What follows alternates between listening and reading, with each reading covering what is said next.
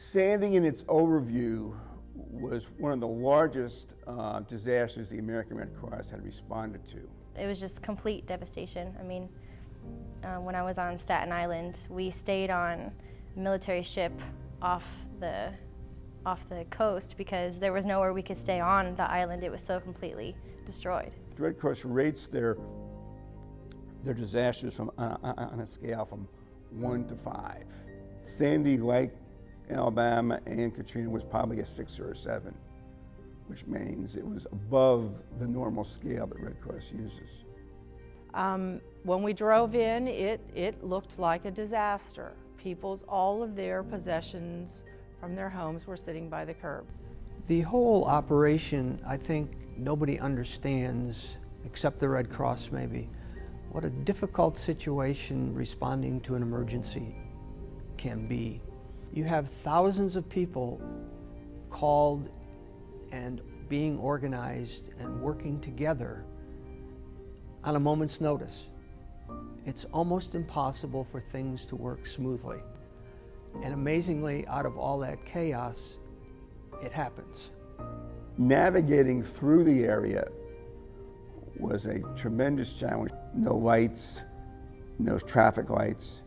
And I don't think you can realize the lack of light when you're driving your car at night and trying to find street signs.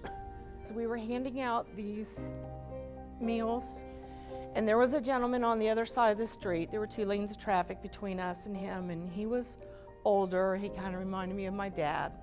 And he was rolling up the street in one of those little motorized wheelchairs. And he looked over at me with this haunted look that I will never forget. So I got a meal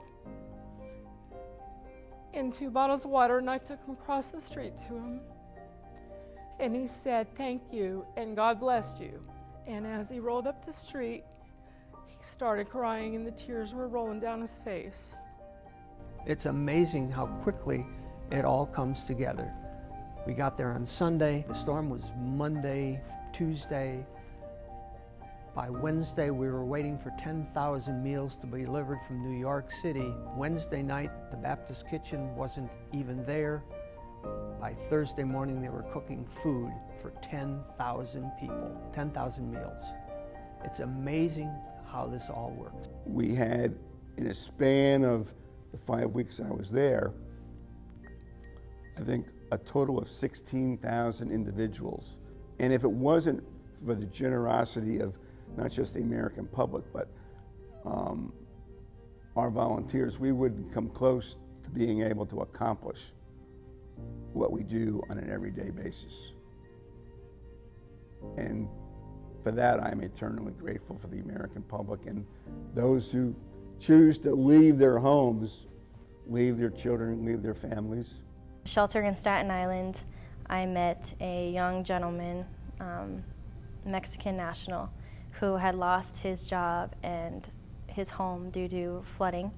He eventually started helping my team do our daily activities, and then eventually he became a part of our team. It was just amazing to see someone who had been affected by something so devastating take their time to help others when he was in the same position as them.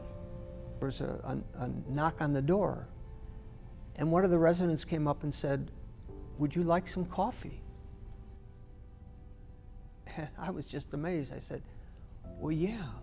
She said, "I'm sorry, it's going to be decaf." You know, in the midst of all this suffering, these women, this person was interested in making our being there a little more comfortable. And that was really great. Regardless of where I am, if you sit down and have a conversation with an individual or a family, break bread in a sense, we all want the same thing. Safe place to live, good job, and money to raise our family. And we cut through all that and provide physical and emotional support for families, sometimes in their greatest need in their greatest loss.